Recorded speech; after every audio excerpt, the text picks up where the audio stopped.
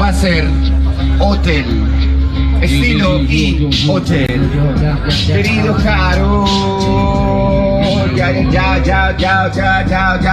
Ya. ¿Cómo dice, cómo suena? En 3, 2, 1, fuego. Un estilo bueno, pana, que ella nunca se compara. Veo y te mato, pues rimas de forma rara. Hotel y un estilo se prepara. Yo soy Itachi porque hago que las estrellas lleguen a tu cara. Itachi ni puta mierda, tú no eres bueno. Tu estilo es meter únicamente relleno. Aunque cuando veo la cara del careta y su venda, veo el estilo del señor Manos Inquietas. ¿Esa ya me la habías dicho antes? ¿O porque hija de puta la soltaste aquí en el instante? Por eso ya la cagaste. No hables del hotel, o te las preparaste. No me las preparé, es un normal. O sea que preparar para ti es lo que no quieres escuchar. Obvio, porque si escuchas algo diferente de una vez dice, ay, es que se las prepara el oponente. No, a diferencia tuya yo no me agrando. Simplemente yo juego como el Diego Armando.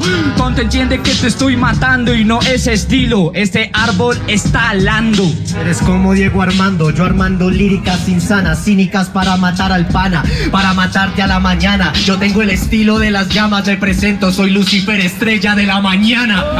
Estrella de la mañana, pero tú no me ganas, argentino, la reconcha de tu hermana. Entiéndelo, tú rimas planas. Si hablo del hotel es un salto a la estrella, pero en el Tequendama.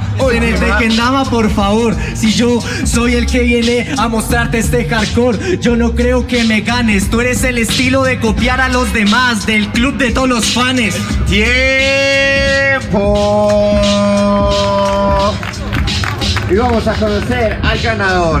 Por favor, cuenten conmigo. A la cuenta de 3, 2, 1. Se la lleva el señor Pipe O. También un fuerte aplauso.